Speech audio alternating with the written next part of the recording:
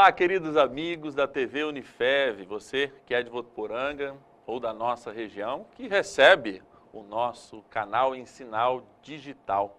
Olha aí que bênção. Temos a oportunidade de, na nossa cidade, uma televisão que tem o desejo de trazer a verdade. Nós estamos no programa Verdade em Questão. Esse é o segundo programa dessa série, na alegria de contar com a presença do Juninho Marão, que foi o nosso gestor, assim como a gente estava falando no último programa, durante 8 anos, tem uma carreira política, uma família linda, uma história, junto com a história de Votuporanga, dos seus pais, e hoje da pessoa que é o Juninho Marão, tão querido de todos nós. Estamos falando, na semana passada, acabamos o assunto Impacto Federativo, né? E a nossa continuidade do programa é justamente trazer esse diálogo, você que está assistindo pela primeira vez, um diálogo maduro. Então eu vou dizer bem-vindo de novo. Muito obrigado. Deus abençoe a sua vida e seja bem-vindo. Como eu disse, na semana passada a gente falava de pacto federativo, mas acho que falta um pouco da noção política nas pessoas, né? Desse global, do meu recurso que às vezes ajuda o Nordeste, mas também desse recurso que deveria estar mais nos municípios, afinal de contas é aqui que a gente gera a riqueza. A política, na verdade, tem que harmonizar tudo isso, não é? Não é papel do gestor público, um político nato, mas também das pessoas, a participação nessa gama, vamos dizer assim, que é o pensamento administrativo, governamental, que depende da política. Sim, eu acho que tudo isso, Padre Márcio, depende também, os políticos que hoje fazem a redefinição, a gente está falando sobre a questão do pacto federativo, que é a distribuição dos recursos para os entes, né, a federação, estado, município.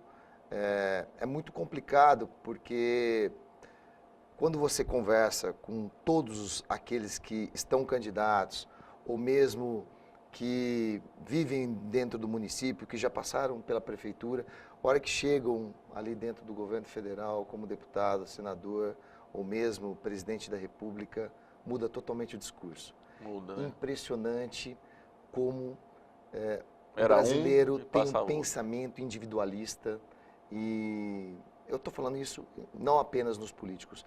Acho que esse é um sentimento que domina um pouco. Por isso que eu falo a ética do político, O do ser brasileiro, político, o brasileiro todos nós. é um pouco diferente do que se do Eu que me lembro acontece. que o Pedro Cardoso, numa entrevista, Exatamente, ele falando eu acho sobre muito isso, interessante que em ele foi Portugal, viver em porque, Portugal, exatamente, esse e eu sentimento tenho do meu pai que mora em Portugal hoje, e a sentimento gente coletivo, pode, exatamente, com a diferença do sentimento do pensamento do indivíduo. exatamente. Né? Eu tive num clube de serviço que meu pai faz parte e colabora até com uma entidade social lá, que é a Casa do Gaiato, que é uma casa, como se fosse um orfanato para meninos, etc e tal, mas que não despede os meninos aos 18 anos, tem todo um formato de mais de 100 anos e preserva aquele formato.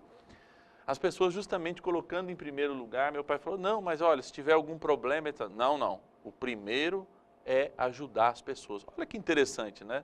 E o Pedro, ele dizia justamente isso, não, olha, o meu desejo que a gente nota fora do Brasil é que antes de eu querer ter um carro, e em Portugal a gente nota muito isso, na Itália, aliás, todos os países, até a Alemanha, Sim. Ninguém quer ter o carro top, não. Eles vendem para o resto do mundo. Mas lá você dura o seu carro, fica com o seu carro 10, 15 anos, mas tem uma estrada boa que não estraga o seu carro. Prova disso é a quantidade, e aí eu falo indistintamente por classe social, da utilização do transporte público. Sim. Ah, mas isso obviamente está ligado da qualidade do transporte público. Não, eu acho que não é apenas isso. Porque quando não É uma tinha questão- qualidade já era opção, né? É uma questão cultural, né?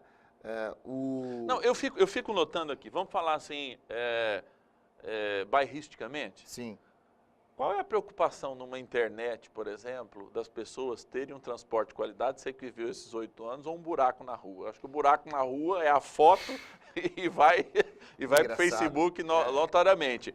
Essa é uma das coisas que mais me chamavam a atenção, porque eu não sei se você sabe, em 1997 começou autorização para que os mototáxis pudessem transitar, e aí criou-se uma nova categoria, né? Os motoboys e os mototáxis. Isso fez com que a quantidade de pessoas que utilizasse os ônibus caísse. aqui despencasse, né? Eu vou dar um número aqui. Em 1996, nós tínhamos mais ou menos em torno de 120 mil pessoas que utilizavam o transporte público, no caso, os ônibus, por mês. Isso,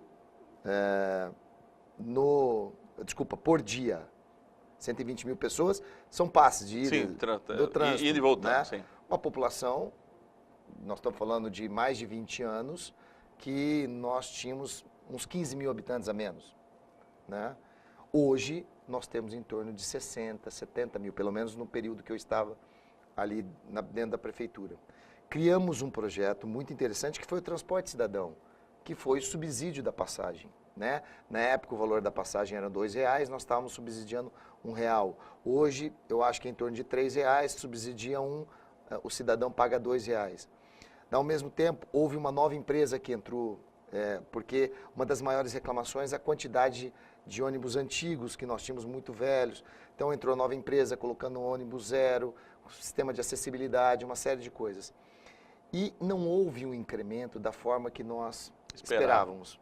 Então, eu acho que esse sentimento, a gente tem que começar a pensar, obviamente, o poder público, aqueles que estão à frente, os gestores, têm a obrigação de ter melhores serviços, mas ao mesmo tempo a população tem que começar a aguçar mais o seu sentimento de coletivo. Sim. Né? Cultura, né? O Pedro Cardoso disse isso.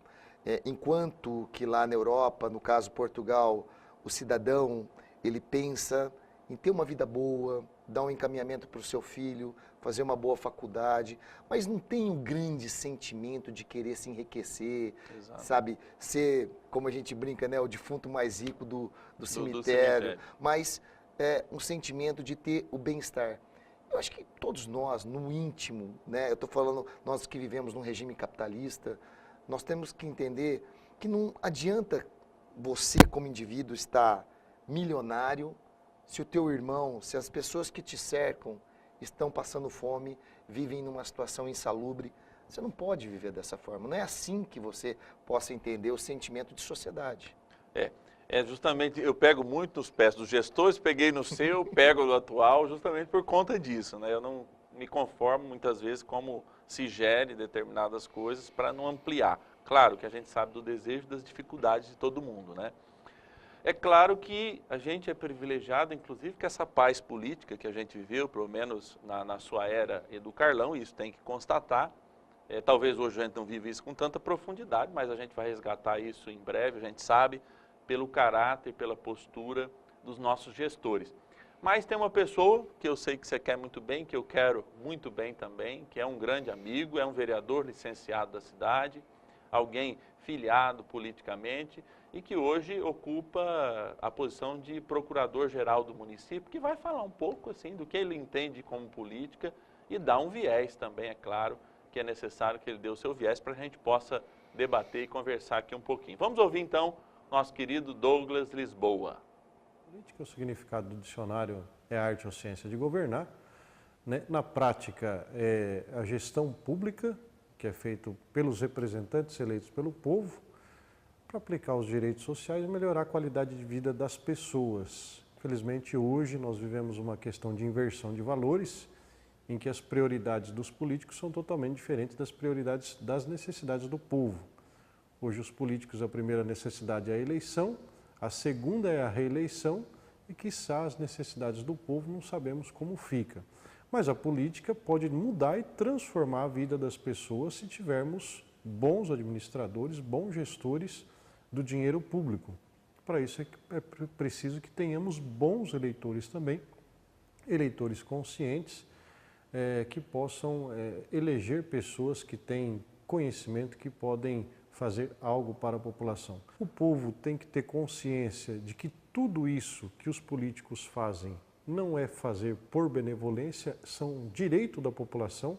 Então, nenhum político faz. O político cumpre o seu dever, que foi emanado pelo povo. E aí, Juninho, é uma opinião também de políticos assim que só constrói para os seus feudos, que a gente tem falado um pouco também disso, né? O que o Douglas acabou dizendo, doutor Douglas, procurador, tenho uma admiração muito grande por ele, pela sua postura pessoal, né, como cidadão e também, obviamente, como político. Esse sentimento, acho que ele acaba resumindo um pouco o que significa você tem esse pensamento do indivíduo e do coletivo, né? Acho que... Talvez não seja culpa, talvez ele levantou isso pelo que você tinha falado antes. E a gente estava citando esse ator da Globo que fez essa experiência de viver em Portugal, acho que vive em Portugal, né, o Pedro? Um pouco desiludido também com o momento do país, né? Talvez não falte mesmo essa posição de coletividade, de quem são os nossos líderes, para que também as pessoas... Acho que vou deixar essa pergunta para a gente responder no próximo bloco, porque vale a pena. Eu acho que depois nós vamos ouvir no próximo bloco a posição de alguém que é ligado a outro partido político, mais de esquerda, etc. e tal, mas que acho que é muito importante a gente pensar nisso, né? Pensar que, será que aqueles que estão lá na frente fica com aquela coisa velha de criança, né? Será que eles pedem para a gente pensar uma coisa, mas fazem diferente, né? Nós não temos que imitá-lo. E eu acho também que existe só para concluir esse bloco, Júnior, uma dificuldade que a gente tem, porque a maioria das pessoas vive ainda naquela coisa bem feudal, né? Bem capitania hereditária, né? Quem é dono e eu não me sinto dono. Talvez esse sentimento de pertença, eu me lembro que eu discuti muito isso com você, quando a gente estava fazendo Boa Vista, lá começou a distribuição. Se a pessoa não tem sentimento de pertença para aquele lugar, será que de fato ela não taca o lixo porque deixa para outro cuidar? Verdade em questão. Aqui você está na Unifev, eu sou o Padre Márcio Tadeu, nosso convidado Juninho Marão. Estamos discutindo o tema política e eu te espero no próximo bloco.